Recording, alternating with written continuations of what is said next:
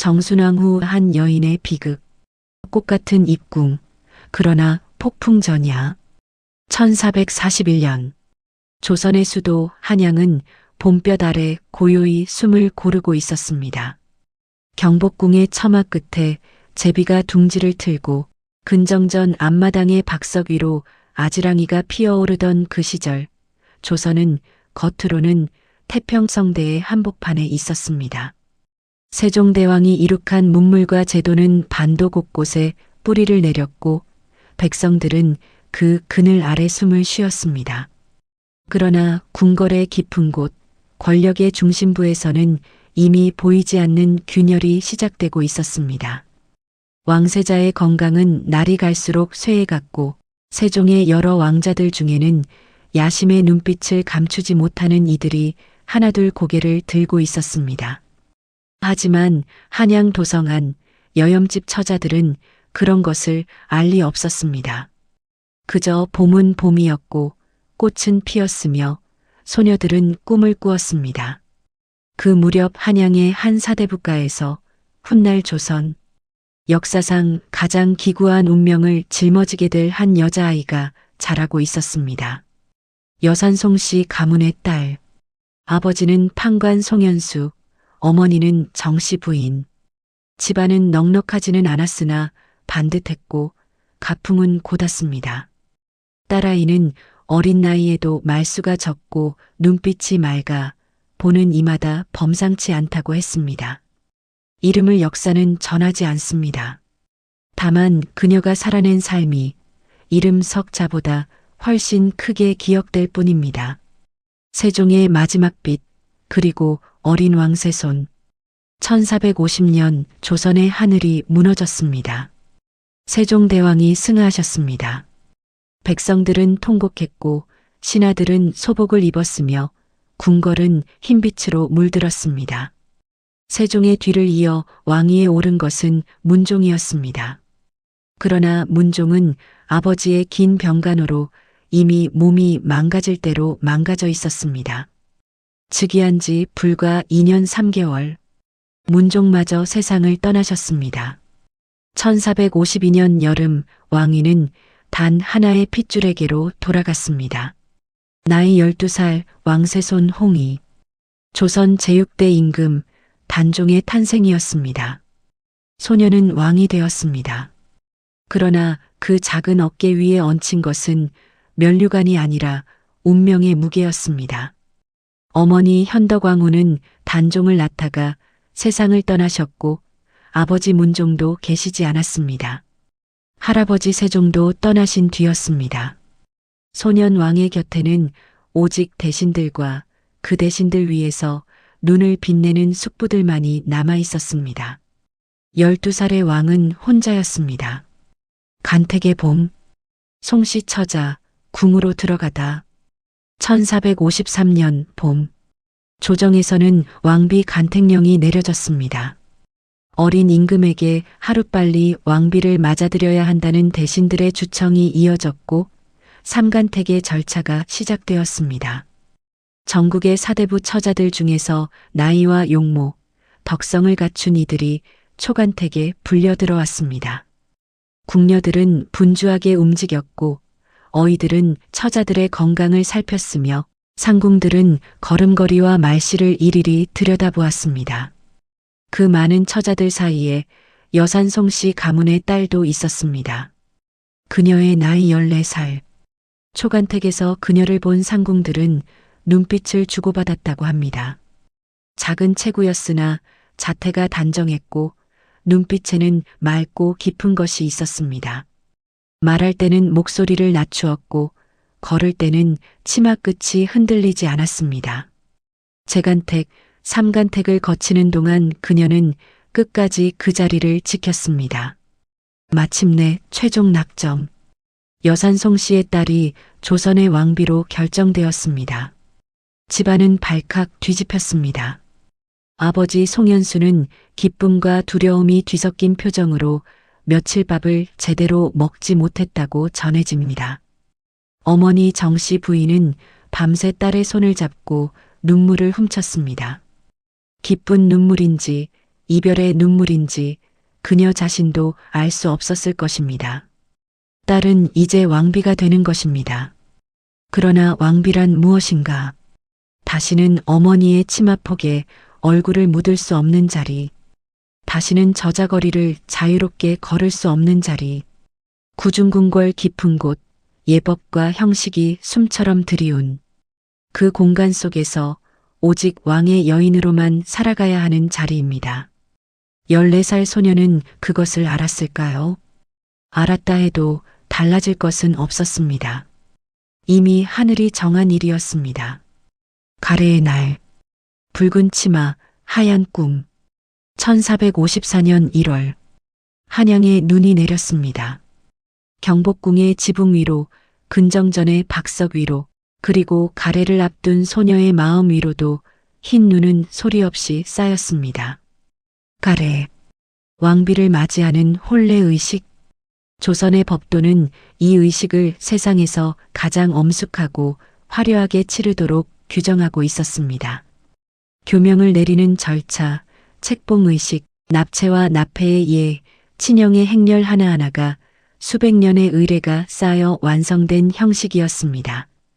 소녀는 눈부신 대례복을 입었습니다. 진홍빛 저기가 어깨를 덮었고 머리에는 화려한 대수가 올려졌습니다. 얼굴에는 분이 발려지고 눈썹은 가늘게 다듬어졌으며 입술에는 붉은 연지가 찍혔습니다. 거울 앞에 선 15살의 소녀는 자신이 낯설었을 것입니다. 이 화려한 의복 속의 사람이 정말 자기 자신인가? 이 예복이 오늘 이후 자신의 일생을 규정하는 것인가? 상궁이 나직하게 말했습니다. 마마, 이제 가실 시간입니다. 소녀는 일어섰습니다. 가마에 올랐습니다. 가마의 주렴이 내려지자 친정집 마당의 풍경이 가려졌습니다.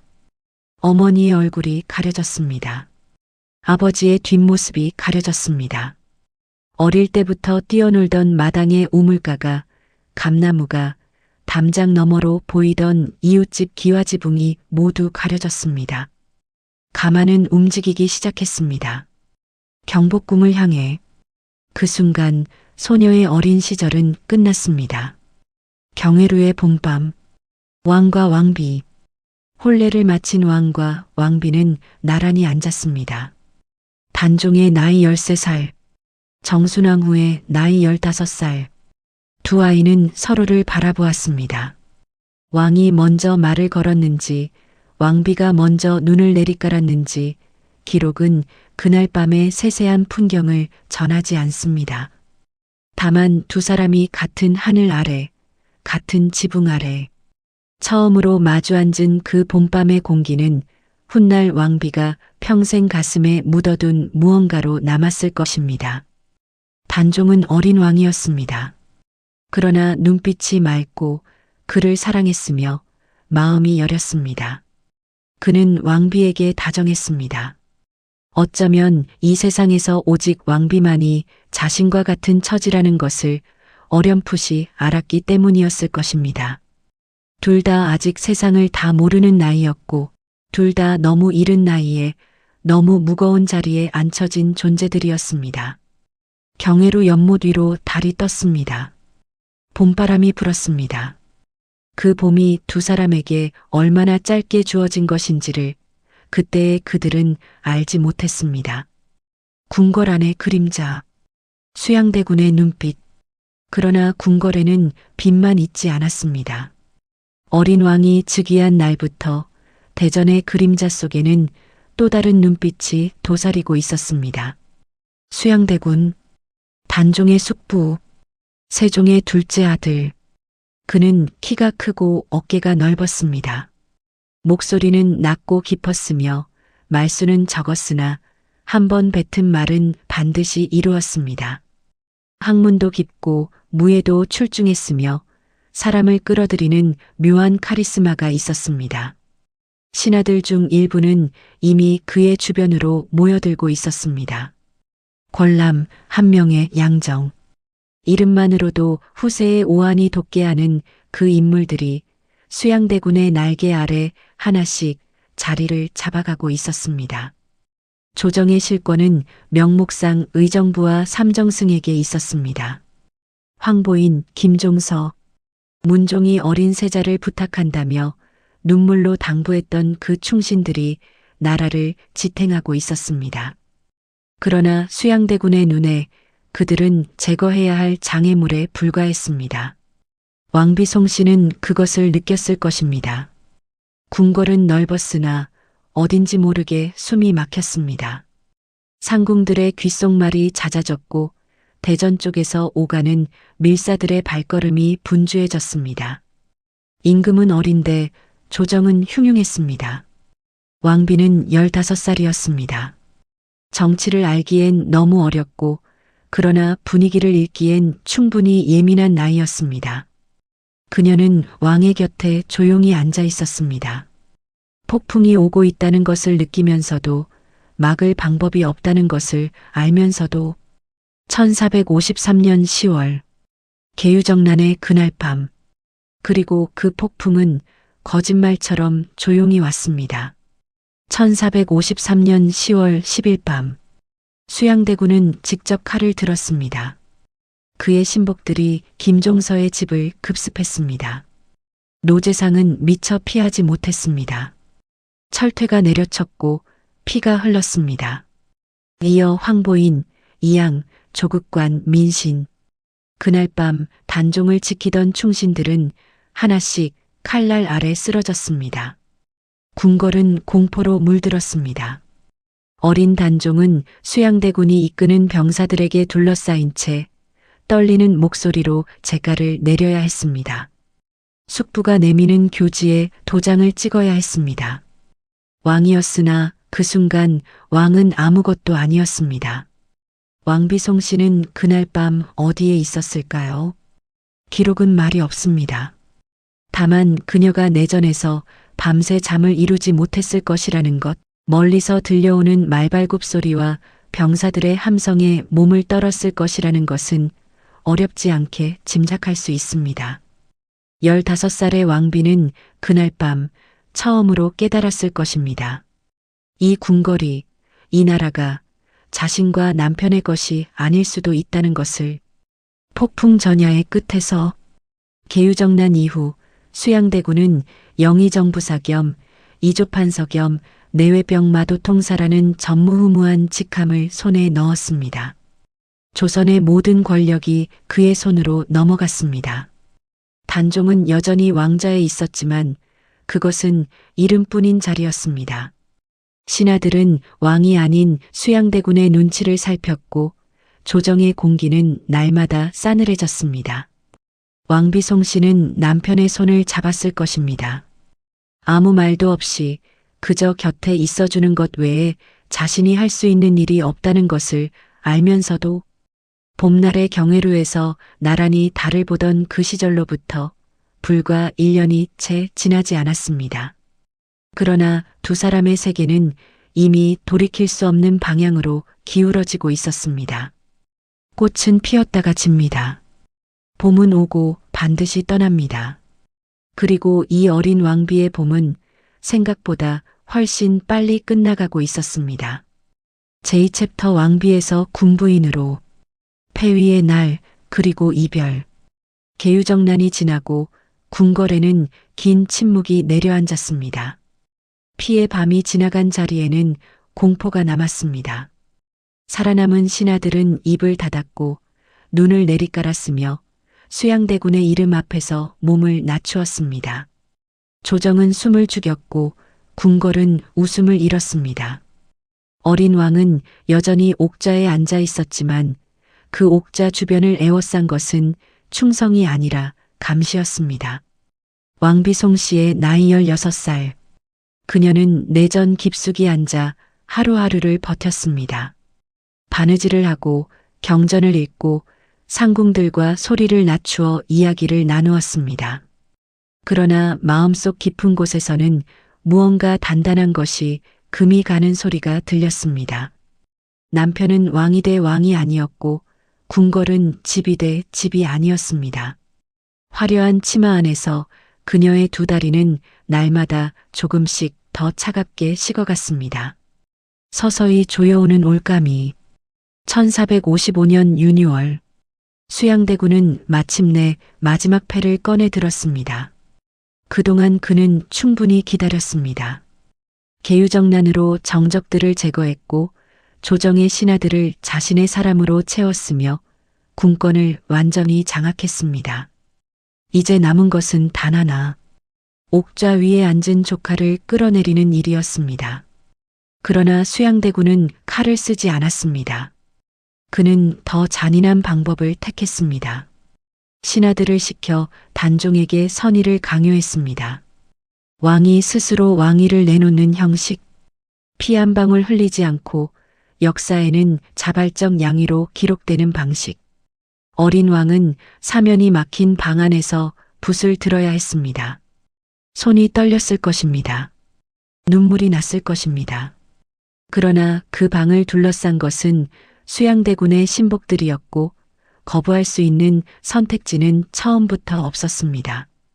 단종은 붓을 들었습니다. 선의의 교서가 씌어졌습니다. 그날로 수양대군은 왕위에 올랐습니다. 조선 제7대 임금 세조. 그리고 16살의 단종은 상왕이 되었습니다. 왕의 자리를 물려준 어른에게 붙이는 그 이름이 16살의 소년에게 얹혀졌습니다. 세상에서 가장 슬픈 존칭이었습니다. 왕비송 씨는 그 소식을 어떻게 들었을까요? 기록은 전하지 않습니다. 다만 그녀가 그 말을 들은 순간 가슴 어딘가에서 무언가가 조용히 부서졌을 것이라는 것만은 분명합니다. 왕비라는 이름이 자신에게서 떠나는 순간이었습니다. 그 이름과 함께 지켜줄 것이라 믿었던 모든 것들이 함께 떠나갔습니다. 사육신의 피, 복위운동의 좌절. 상왕이 된 단종과 왕비송 씨는 수강궁으로 거처를 옮겼습니다. 궁궐은 좁아졌습니다. 곁에 두는 사람의 수도 줄었습니다. 찾아오는 신하도 줄었습니다. 세상은 이미 세조의 것이었고 새 임금의 눈밖에 나지 않으려는 사람들은 수강궁 쪽으로 발길을 돌리지 않았습니다. 그러나 세상 모든 사람이 그런 것은 아니었습니다.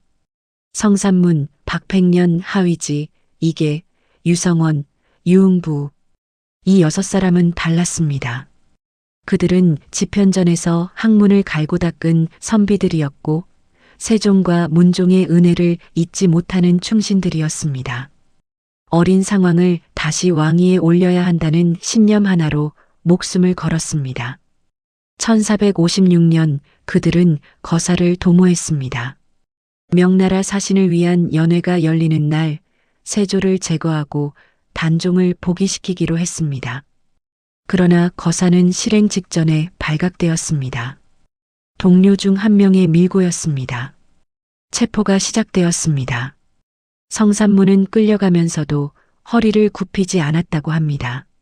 세조 앞에서 신문을 받는 자리에서도 그는 세조를 임금이라 부르지 않았습니다. 나으리라고 불렀습니다. 세조가 분노하여 형을 가중시켰습니다. 뜨거운 쇠가 살을 찢었습니다. 다리뼈가 부러졌습니다. 그러나 성산문은 끝까지 단종을 상왕이 아닌 주상이라 불렀습니다. 6사람은 모두 죽었습니다. 능지처참. 살점을 조각조각 잘라내는 극형이었습니다. 그들의 가족들도 화를 피하지 못했습니다. 아내는 관비가 되었고 아들들은 죽었으며 딸들은 노비로 끌려갔습니다. 수강궁에 앉은 왕비송 씨는 그 소식을 들었을 것입니다. 자신의 남편을 위해 목숨을 바친 그 사람들의 이름을, 그리고 그 사람들이 어떻게 죽어갔는지를. 그녀는 그 밤을 어떻게 버텼을까요? 노상군으로 강봉되다. 이름을 빼앗긴 왕. 사육신의 옥사 이후 세조의 칼끝은 단종을 향했습니다. 상왕의 존재는 세조에게 있어 끊임없는 불안이었습니다. 살아있는 한 충신들의 구심점이 될 수 있었습니다. 복위운동의 불씨가 될 수 있었습니다. 세조는 결단을 내렸습니다. 1457년 6월 단종은 상왕의 자리에서도 내쫓겼습니다. 노상군, 왕이 아닌 군, 왕족에게 내리는 봉호 중에서도 가장 낮은 자리. 세조는 조카에게서 왕의 이름을 빼앗고 군의 이름을 던져주었습니다. 그것으로도 모자랐습니다. 유배령이 떨어졌습니다. 강원도 영월, 한양에서 수백 리 떨어진 산골. 단종은 그곳으로 끌려가야 했습니다. 유배를 떠나는 날 아침 왕비송 씨는 남편의 손을 붙들었을 것입니다. 얼마나 오래 붙들고 있었을까요? 얼마나 오래 남편의 얼굴을 들여다보았을까요? 이것이 마지막이 될 수 있다는 것을 두 사람 모두 알고 있었을 것입니다. 그러나 함께 갈 수 없었습니다. 왕비는 한양에 남아야 했습니다. 남편은 혼자 길을 떠나야 했습니다. 18살의 단종이 유배가마에 올랐습니다. 19살의 왕비송 씨는 그 가마가 멀어지는 것을 바라보았습니다. 가마는 국문을 나섰습니다. 점점 작아졌습니다. 그리고 마침내 보이지 않았습니다. 그 순간부터 정순왕후 송씨의 진짜 비극이 시작되었습니다. 군부인 송씨, 모든 것을 잃은 이름. 단종이 노상군으로 강봉되자 왕비송 씨도 더 이상 왕비가 아니었습니다. 군부인 송씨, 왕비라는 이름 대신 주어진 것은 그 초라한 세 글자였습니다. 왕비에서 군부인으로, 국모에서 죄인의 아내로, 화려한 적의 대신 수수한 무명 치마로 그 모든 것이 하루아침에 바뀌었습니다. 거처도 바뀌었습니다. 군부인 송씨는 궁궐에서 쫓겨났습니다. 주어진 곳은 동부숭인방 일대의 작은 집 한 채, 지금의 서울 종로구 창신동 부근 낙산 기슭의 초라한 거처였습니다. 궁녀들도 떠났습니다. 화려한 상궁들도 사라졌습니다. 곁에 남은 것은 손으로 꼽을 수 있는 몇 명의 나인뿐이었습니다. 20살도 채 안 된 젊은 여인이 남편도 없이 권세도 없이 이름도 빼앗긴 채 낙산 기슭의 작은 집에 혼자 남겨졌습니다. 세상은 그녀를 잊으려 했습니다. 세조의 눈밖에 난 사람의 이름은 발설해서는 안 되었습니다. 그녀를 찾아오는 사람은 자신도 의심을 받았습니다. 예전의 친척들은 발길을 끊었고 친정아버지 송현수조차 딸을 함부로 찾아올 수 없는 처지가 되었습니다. 군부인 송씨는 그 집에서 하루를 살고 또 하루를 살았습니다. 영월의 소식, 들려오는 것들과 들리지 않는 것들. 영월의 단종은 청령포에 갇혔습니다. 삼면이 강으로 둘러싸이고 한 면은 절벽인 그곳. 들어가기도 나오기도 어려운 천연의 감옥이었습니다. 단종은 그 좁은 땅 위에 지어진 작은 거처에서 하루하루를 보냈습니다.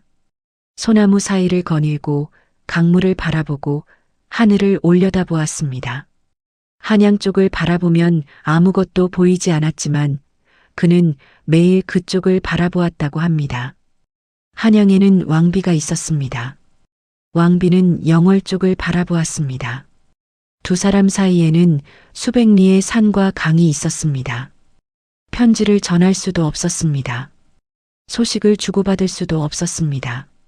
남편이 어떻게 지내는지, 밥은 먹었는지, 잠은 자는지 아무것도 알 수 없었습니다.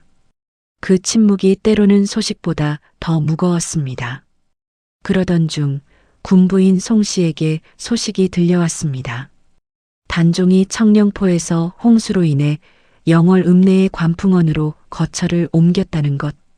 금성대군이 경상도 순흥에서 단종 보기를 도모하다 발각되어 죽었다는 것. 이제 단종의 곁에서 목숨을 걸 사람이 더 이상 남아있지 않다는 것. 군부인 송씨는 그 소식들을 들으며 무엇을 느꼈을까요? 희망이 하나씩 꺼져가는 소리를 들으며 그녀는 어떤 표정을 지었을까요? 1457년 10월 부고. 그리고 마침내 그 소식이 왔습니다. 1457년 10월 21일 영월에서 사람이 왔습니다. 단종이 승하하셨습니다. 아니, 정확히는 승하가 아니었습니다. 사사, 임금이 죄인에게 독약을 내려 죽게 하는 것. 세조는 조카에게 사약을 내렸습니다. 17살의 어린 왕이 영월 관풍원의 차가운 방 안에서 혼자 죽었습니다. 임종을 지켜본 사람도 없었습니다. 손을 잡아준 사람도 없었습니다. 마지막으로 이름을 불러준 사람도 없었습니다. 군부인 송씨는 그 소식을 들었습니다. 20살이었습니다. 20살의 여인이 과부가 되었습니다. 그것도 보통의 과부가 아니었습니다. 역적으로 몰린 왕의 아내, 세상이 이름을 불러서는 안 된다고 하는 그 사람의 아내, 남편의 주검을 찾으러 갈 수도 없었습니다. 상복을 입을 수 있는지조차 불분명했습니다. 곡을 하면 세조의 귀에 들어갈까 두려웠고 울음을 참으면 가슴이 터질 것 같았습니다. 그녀는 울었을까요? 혼자 낙산 기슭의 작은 방 안에서 이불을 뒤집어 쓰고 울었을 것입니다. 소리를 죽이고 몸을 웅크리고 16에 처음 잡은 그 손을 이제는 영영 다시 잡을 수 없다는 것을 깨달으며 빼앗긴 것들의 목록, 왕비라는 이름을 잃었습니다. 궁궐을 잃었습니다. 남편을 잃었습니다. 그리고 이제 앞으로 살아갈 이유마저 잃어버릴 위기였습니다. 20살의 군부인 송씨 앞에 놓인 것은 아무것도 없었습니다. 돌아갈 궁궐도 없었고 기다리는 남편도 없었으며 의지할 권세도 없었습니다. 세상은 그녀를 잊기를 바랐고 역사는 그녀의 이름을 지우려 했습니다. 그러나 그녀는 살았습니다. 죽지 않았습니다. 그것이 어쩌면 이 여인이 세상에 남긴 가장 조용하고도 가장 단단한 저항이었습니다. 낙산 기슭의 작은 집에서 군부인 송씨는 눈을 뜨고 밥을 먹고 하루를 시작했습니다. 남편의 넋을 위해 기도하며 자신이 기억하는 한 그 사람을 잊지 않겠다고 다짐하며 그렇게 긴 세월이 시작되었습니다. 정순왕 후 송씨, 한 여인의 비극, 동망봉의 여인, 영월을 향해 절하는 삶. 20살의 군부인 송씨에게 세상은 이제 아무것도 내어주지 않았습니다. 권력도 없었습니다. 남편도 없었습니다. 돌아갈 궁궐도 없었습니다. 찾아오는 사람도 없었습니다. 낙산 기슭의 작은 집, 그 좁은 담장 안이 그녀의 세계 전부였습니다. 조선의 하늘 아래 수백만의 사람이 살고 있었지만 그녀는 그 누구와도 이어져 있지 않은 것처럼 홀로였습니다. 그러나 그녀는 무너지지 않았습니다. 아니, 정확히는 무너질 수가 없었습니다. 무너지는 것은 살아있음을 포기하는 것이었고 살아있음을 포기하는 것은 남편을 기억하는 사람이 이 세상에서 사라지는 것이었습니다. 그녀는 그것만은 할 수 없었습니다. 세상이 단종의 이름을 지우려 할수록 그녀는 더욱 단단하게 그 이름을 가슴에 새겼습니다. 그렇게 하루가 지나고 또 하루가 지났습니다. 동망봉, 영월을 향한 절, 낙산 기슭에 자리 잡은 그녀의 집 뒤편으로 야트막한 언덕이 하나 있었습니다. 지금의 서울 종로구 창신동 일대, 낙산의 동쪽 끝자락에 솟은 그 작은 봉우리를 사람들은 훗날 동망봉이라 불렀습니다. 동쪽을 바라보는 봉우리, 그 이름이 붙은 데에는 이유가 있었습니다. 군부인 송씨는 매일 아침 그 언덕에 올랐습니다. 동쪽을 바라보았습니다. 영월이 있는 방향이었습니다. 남편이 묻힌 땅이 있는 방향이었습니다. 그녀는 그 방향을 향해 절을 올렸습니다. 이른 새벽, 아직 한양 도성에 사람들의 발소리가 시작되기 전, 찬 이슬이 맺힌 풀밭 위에 무릎을 꿇고 두 손을 모으고 이마를 땅에 댔습니다. 아무도 보지 않는 곳에서 아무도 알아주지 않는 그 의식을 그녀는 하루도 거르지 않았습니다. 비가 와도 올랐습니다. 눈이 와도 올랐습니다. 무릎이 시려도 손이 곱아도 몸이 아파도 그 언덕만큼은 포기하지 않았습니다. 세상이 단종을 역적으로 부를 때 그녀만은 그를 자신의 왕으로 불렀습니다. 세상이 그의 이름을 입에 올리기를 꺼릴 때 그녀만은 새벽마다 그 이름을 마음속으로 불렀습니다. 당신이 계신 곳이 어디든 저는 이 자리에서 당신을 봅니다. 말은 없었습니다. 다만 절이 있었습니다. 그리고 그 절 속에 말 대신 담긴 것들이 있었습니다. 그리움이 있었고 억울함이 있었으며 용서할 수 없는 것들을 용서하려는 몸부림이 있었습니다. 그리고 무엇보다 변하지 않는 한 가지가 있었습니다. 당신을 잊지 않겠다는 다짐이었습니다. 소복, 평생을 입은 흰옷. 남편이 세상을 떠난 날부터 군부인 송 씨는 색이 있는 옷을 입지 않았습니다. 흰옷만 입었습니다. 소복, 상중에 입는 흰옷. 조선의 법도에 따르면 남편의 상을 치른 뒤 일정 기간이 지나면 상복을 벗어야 했습니다. 그러나 그녀는 벗지 않았습니다. 1년이 지나도 3년이 지나도 10년이 지나도 흰옷은 그녀의 몸에서 떠나지 않았습니다. 주변에서 말렸습니다. 몸에 해롭다고 했습니다. 이제 그만 마음을 놓으라고 했습니다. 그러나 그녀는 듣지 않았습니다. 흰옷은 그녀에게 슬픔의 표현이 아니었습니다. 그것은 선언이었습니다. 나는 아직 상중입니다. 나의 왕은 아직 억울하게 묻혀 있습니다. 나는 그것을 잊지 않았습니다. 세상이 무엇라 해도 나는 그 사람의 아내입니다. 색색의 치마를 입은 여인들이 저자거리를 걷는 것을 창밖으로 바라보면서도 그녀는 흰옷의 끝을 여미고 자리에 앉았습니다. 그렇게 평생을 흰옷으로 살았습니다. 궁녀들과 함께한 삶. 채소를 팔아 하루를 버티다. 궁궐에서 쫓겨난 뒤 그녀의 생활은 궁핍했습니다. 나라에서 주는 것은 없었습니다. 왕비에게 주어지던 녹봉도 거처를 유지하는 비용도 모두 끊겼습니다. 친정아버지 송현수는 사육신의 옥사에 연루되어 처형당했습니다. 의지할 가족도 도움을 청할 권세가도 없었습니다. 그녀는 손수 일했습니다. 궁에서 함께 나온 몇몇 나인들과 함께 뒤뜰에 작은 밭을 일구었습니다. 채소를 심고 가꾸고 거두었습니다. 그리고 그것을 내다 팔아 하루의 양식을 마련했습니다. 전직 왕비의 손으로 캔 채소가 저자거리에 놓였습니다.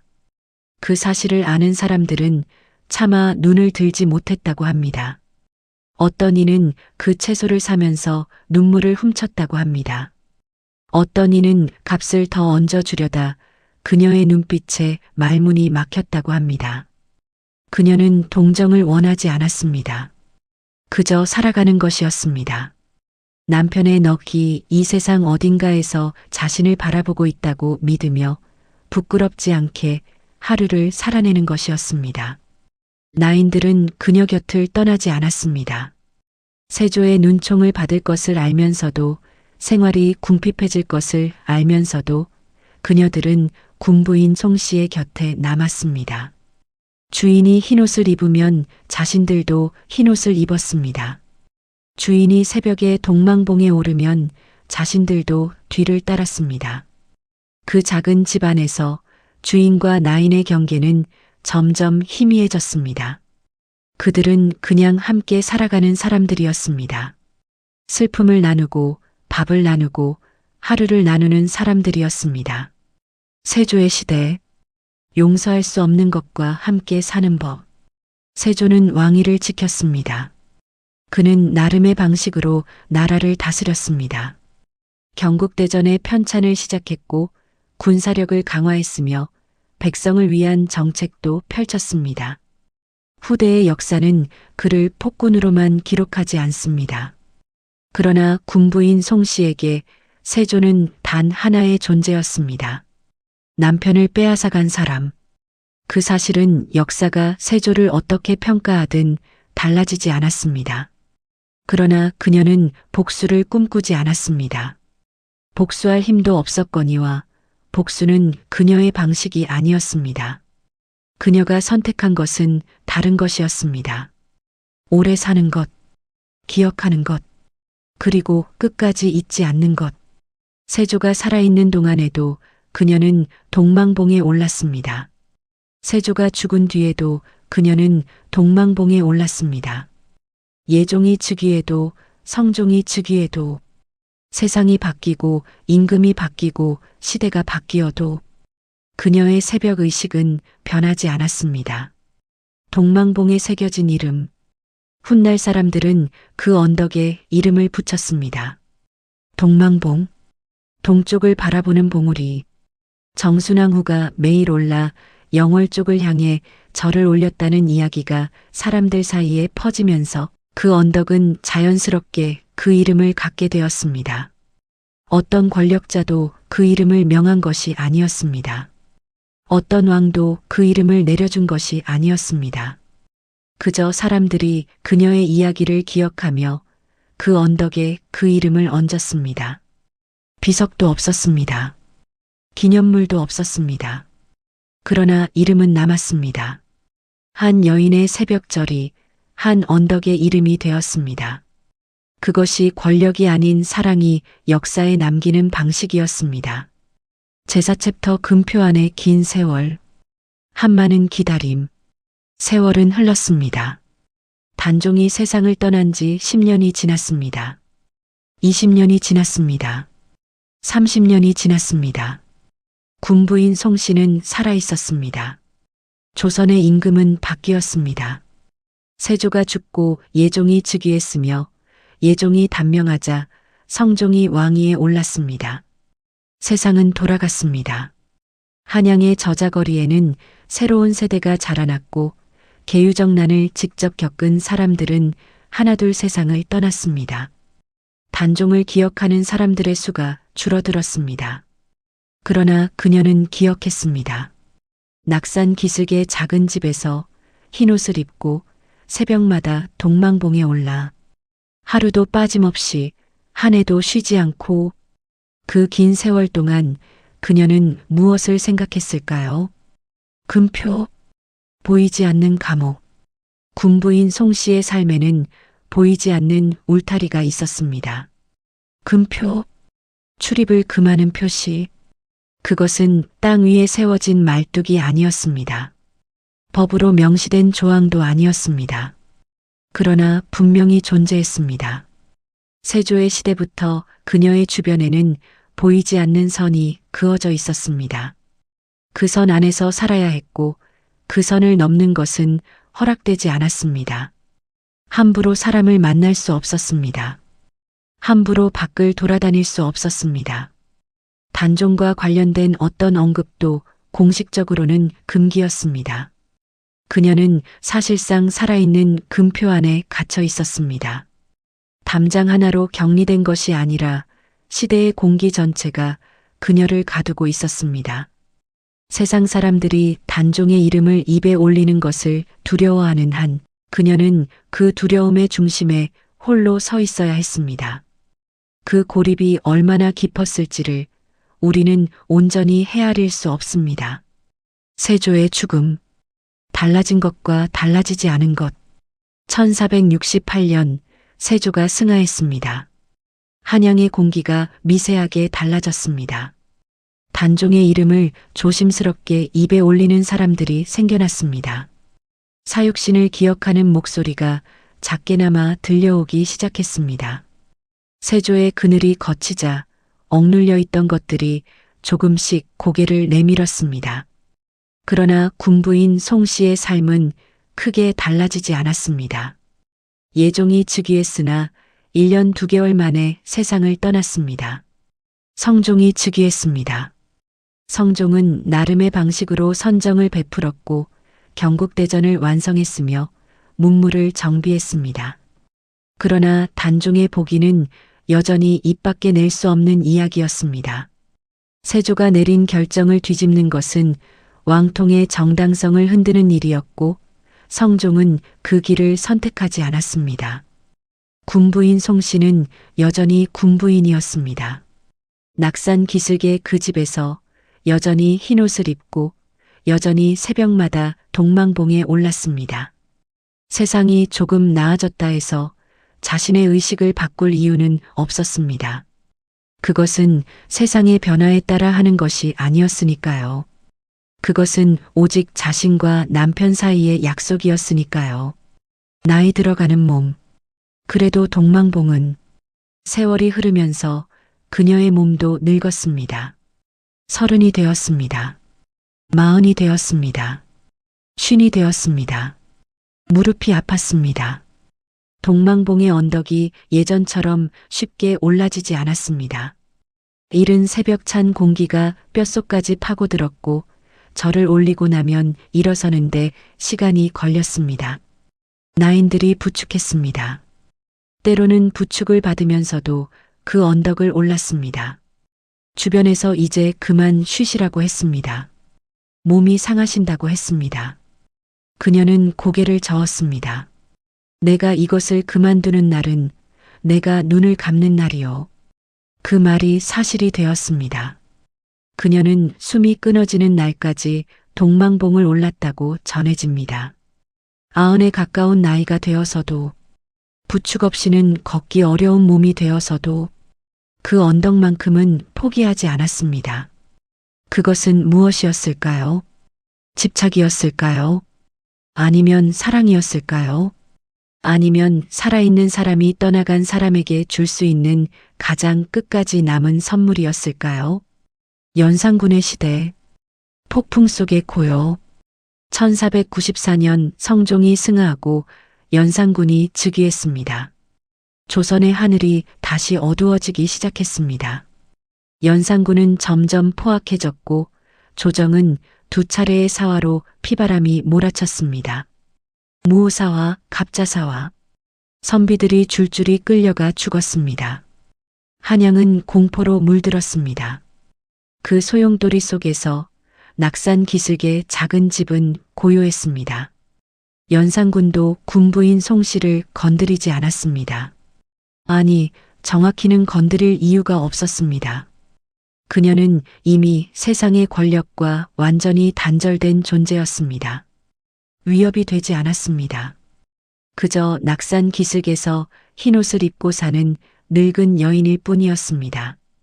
그러나 그 작은 집을 찾아오는 사람들이 있었습니다.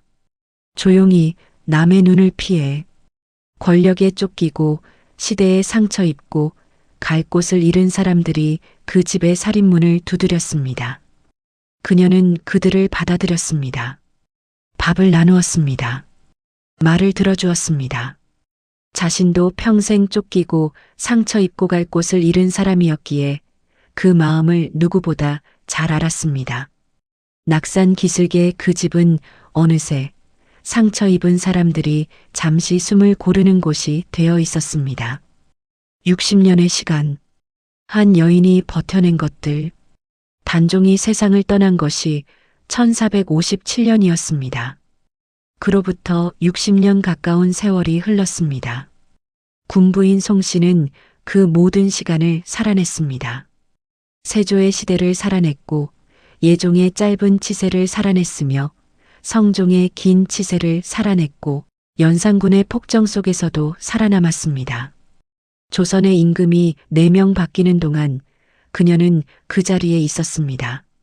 낙산 기슭의 작은 집에서 흰옷을 입고 새벽마다 동망봉에 올라 그 세월 동안 그녀는 무수한 것들을 잃었습니다. 젊음을 잃었습니다. 건강을 잃었습니다. 곁에 있던 나인들도 하나둘 먼저 세상을 떠났습니다. 그녀보다 젊었던 사람들도 그녀보다 먼저 눈을 감았습니다. 그러나 잃지 않은 것이 있었습니다. 기억이었습니다. 15에 처음 궁궐로 들어가던 날의 설렘, 경회로 연못 위로 달이 뜨던 봄밤, 남편의 목소리, 남편의 손, 남편이 자신을 바라보던 눈빛, 그것들을 그녀는 60년이 지나도록 잊지 않았습니다. 기억하는 것이 사랑의 마지막 형태라면 그녀는 평생을 사랑한 것입니다. 중종 반정과 새로운 시대. 그러나 여전히 1506년 중종 반정이 일어났습니다. 연산군이 폐위되고 중종이 즉위했습니다. 새로운 시대가 열렸습니다. 중종은 어진 임금이 되려 했습니다. 조광조 같은 선비들을 등용했고 개혁을 시도했습니다. 단종과 사육신에 대한 인식도 조금씩 달라지기 시작했습니다. 공공연하게 말할 수는 없었지만 사적인 자리에서는 그 이름들이 억울하게 죽었다는 말들이 오갔습니다. 그 이야기가 낙산 기슭의 작은 집에도 들려왔습니다. 군부인 송씨의 나이 60이 훌쩍 넘었을 때였습니다. 세상이 조금씩 바뀌고 있었습니다. 남편의 억울함이 언젠가는 풀릴 수도 있겠다는 생각이 처음으로 들었을까요? 아니면 너무 오래 기다린 나머지 기대 자체를 내려놓은 뒤였을까요? 알 수 없습니다. 다만 그녀는 여전히 흰옷을 입고 있었고 여전히 새벽마다 동망봉에 올랐습니다. 살아있다는 것의 의미. 군부인 송씨가 살아낸 세월은 단순한 생존이 아니었습니다. 그것은 증언이었습니다. 그녀가 살아있는 한 단종은 완전히 지워질 수 없었습니다. 그녀가 흰옷을 입고 있는 한 그 억울한 죽음은 여전히 애도 중이었습니다. 그녀가 동망봉에 오르는 한 영월 땅에 묻힌 17살의 왕은 아직 한 사람의 기억 속에서 살아 있었습니다. 권력은 사람을 죽일 수 있습니다. 이름을 빼앗을 수 있습니다. 역사에서 지워버릴 수도 있습니다. 그러나 기억하는 사람이 한 명이라도 살아있는 한 그 지움은 완전하지 않습니다. 군부인 송씨는 그것을 알았는지 몰랐는지 알 수 없습니다. 다만 그녀는 그것을 실천했습니다. 숨이 붙어 있는 한 기억을 놓지 않는 것으로, 살아있는 것 자체가 저항이 되는 삶을 살아내는 것으로, 그리고 마침내 그 긴 세월의 끝이 찾아오고 있었습니다. 정순왕후 송씨, 한 여인의 비극, 한 많은 귀천, 그리고 240년 만의 복이. 1521년 조선의 하늘 아래 한양의 가을이 깊어가고 있었습니다. 낙산 기슭의 작은 집에는 오래된 고요가 깔려 있었습니다. 담장 안의 감나무에 붉은 감이 익어가고 뒤뜰 우물가에 이끼는 해마다 조금씩 더 두터워졌습니다. 그 집에서 가장 오래된 것은 감나무도 우물도 아니었습니다. 흰옷을 입고 창가에 앉아있는 한 노파였습니다. 여산 군부인 송씨, 그녀의 나이 82살이었습니다. 82해의 무게, 82살. 그 나이를 헤아려 보면 숨이 막힙니다. 15세 왕비가 되었습니다. 16세 계유정난을 겪었습니다. 19에 왕비의 자리를 빼앗겼습니다. 20살에 남편을 잃었습니다. 그리고 그로부터 62해를 더 살았습니다. 62해. 그 긴 시간을 그녀는 낙산 기슭의 작은 집에서 버텼습니다.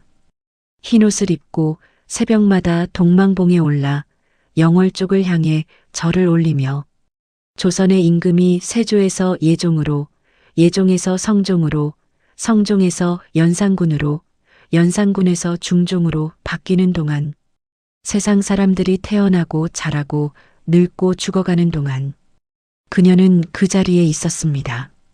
변하지 않는 것 하나를 붙들고, 남편을 기억한다는 것 하나를 붙들고. 82해의 삶은 화려하지 않았습니다. 권력도 없었고 재물도 없었으며 세상의 칭송도 없었습니다. 그러나 그 삶에는 다른 무언가가 있었습니다. 어떤 권력도 꺾지 못한 것, 어떤 세월도 지우지 못한 것. 한 사람을 향한 끝까지 변하지 않는 마음이었습니다. 마지막 새벽, 동망봉에서의 작별. 1521년 가을의 어느 새벽, 군부인 송씨는 나인의 부축을 받으며 동망봉에 올랐습니다. 무릎이 심하게 아팠습니다. 발걸음은 더디었습니다. 숨이 올라오는 것도 예전 같지 않았습니다. 나인이 이제 그만 돌아가시자고 했습니다. 오늘은 쉬시자고 했습니다. 그녀는 고개를 저었습니다. 언덕 위에 섰습니다.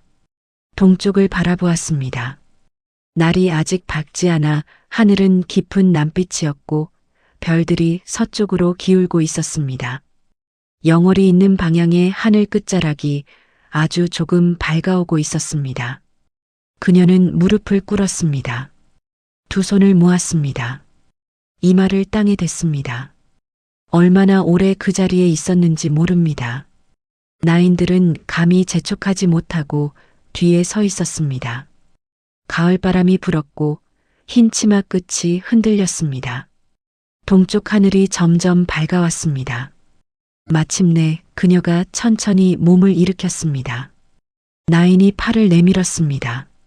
그녀는 그 팔을 잡으면서 잠시 동쪽 하늘을 바라보았습니다. 무슨 생각을 했을까요? 무슨 말을 마음속으로 건넸을까요? 기록은 없습니다. 다만 그녀의 눈가에 무언가 반짝이는 것이 있었다고 곁에 있던 나인이 훗날 전했다고 합니다. 눈물이었는지 아침 이슬이었는지 알 수 없습니다.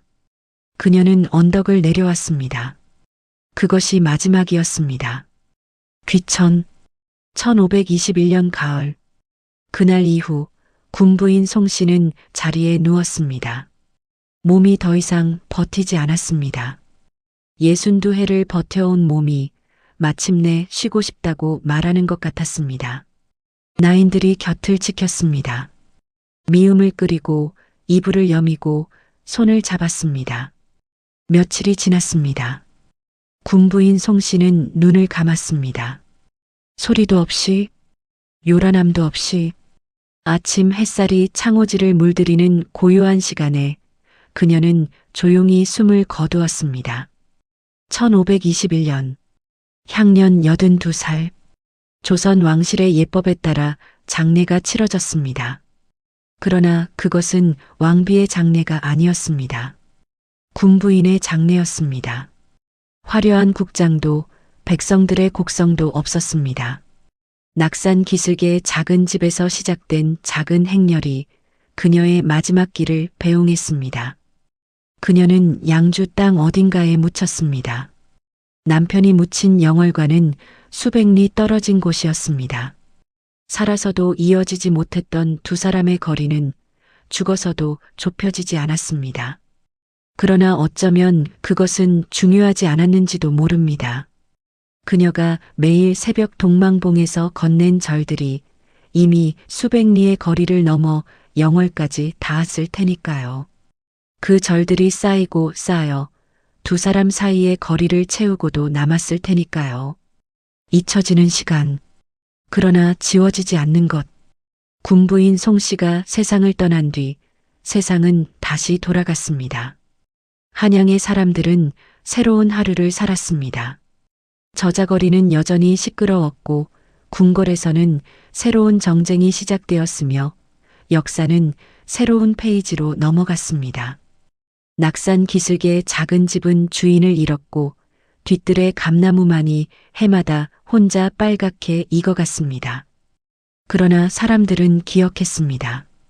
동망봉의 이야기를, 흰옷의 이야기를, 새벽마다 영월을 향해 절을 올리던 그 여인의 이야기를, 입에서 입으로, 세대에서 세대로, 기록이 아닌 기억으로, 문서가 아닌 마음으로 그 이야기는 살아남았습니다.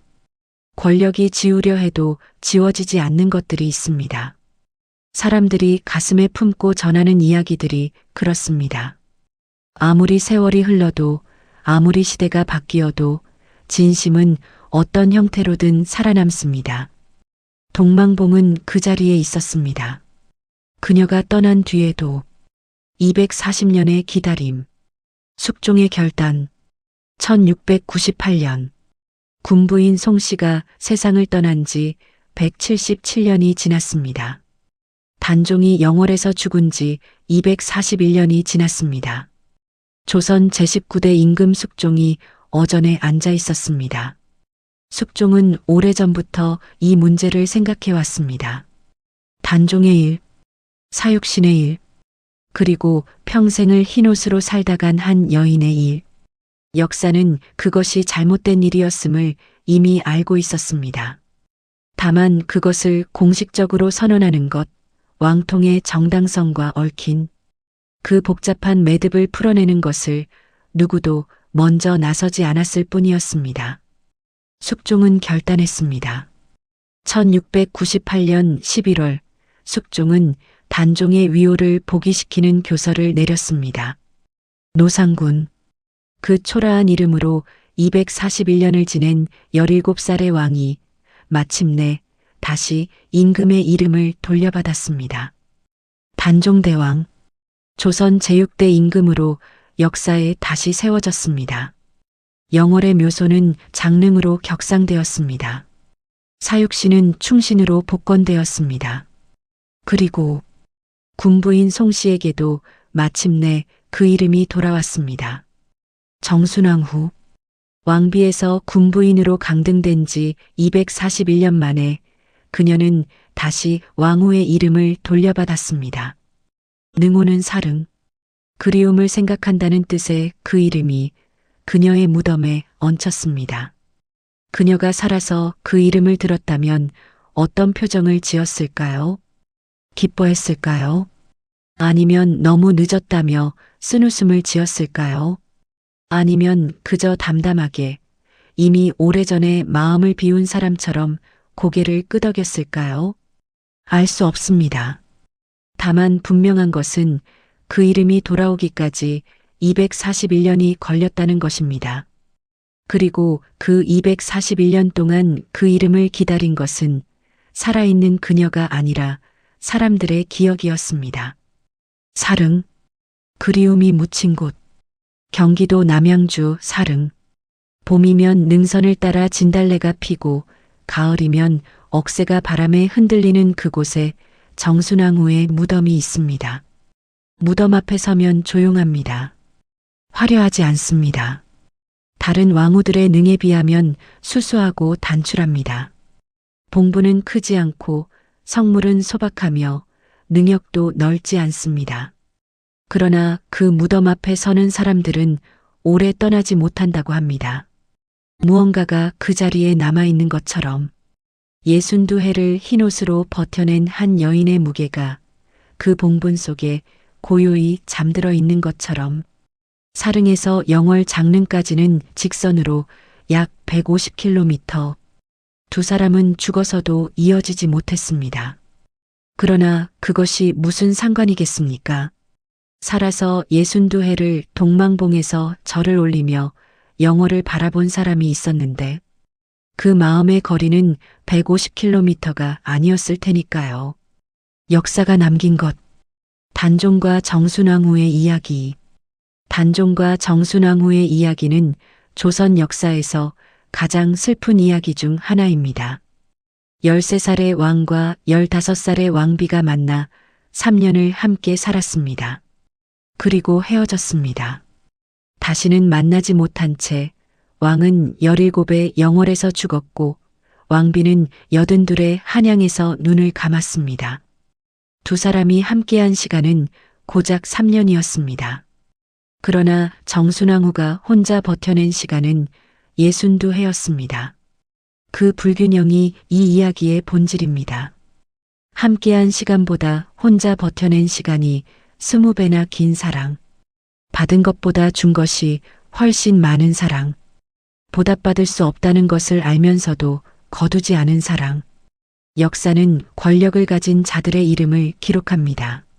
왕의 이름을, 장군의 이름을, 정치가의 이름을 기록합니다. 그러나 때로 역사는 그 화려한 이름들 사이에서 조용히 살아남은 한 여인의 이름도 기록합니다. 정순왕후 송씨. 왕비의 자리도 남편도 젊음도 편안함도 모두 빼앗긴 채로 그러나 끝내 기억만은 빼앗기지 않은 여인. 평생을 흰옷으로 살고 평생을 동망봉에서 절을 올리며 평생을 단 한 사람만을 향해 마음을 두고 살다간 여인. 그 삶이 아름다웠느냐고 묻는다면 아름답다고 답하기 어렵습니다. 그 삶이 행복했느냐고 묻는다면 행복했다고 답하기 더욱 어렵습니다.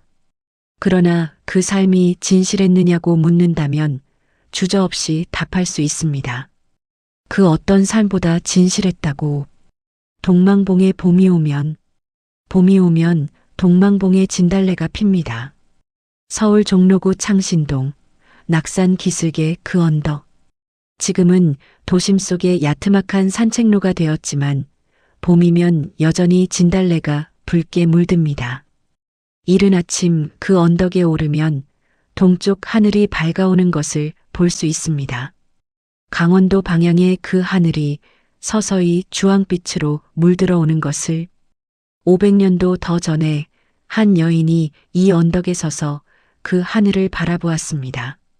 무릎을 꿇고 두 손을 모으고 이마를 땅에 댔습니다.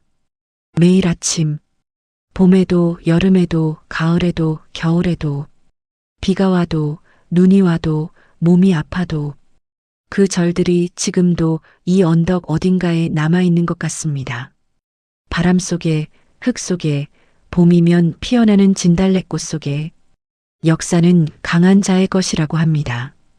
그러나 기억은 진심을 품은 자의 것입니다. 정순왕후 송씨의 이름이 500년을 넘어 지금 이 자리까지 전해진 것은 그녀가 권력을 가졌기 때문이 아닙니다. 그녀가 싸워 이겼기 때문이 아닙니다. 그저 끝까지 기억했기 때문입니다. 끝까지 잊지 않았기 때문입니다.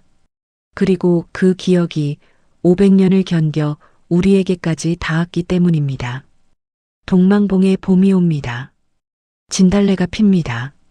그리고 꽃잎 사이로 새벽바람이 조용히 동쪽을 향해 붑니다. 이 영상이 마음에 닿으셨다면 구독과 좋아요로 함께 해주세요. 정순왕후처럼 잊혀져서는 안 될 이야기들을 앞으로도 이 채널에서 계속 전해드리겠습니다. 댓글로 다음에 듣고 싶은 역사 속 인물을 알려주시면 그 이야기를 찾아오겠습니다.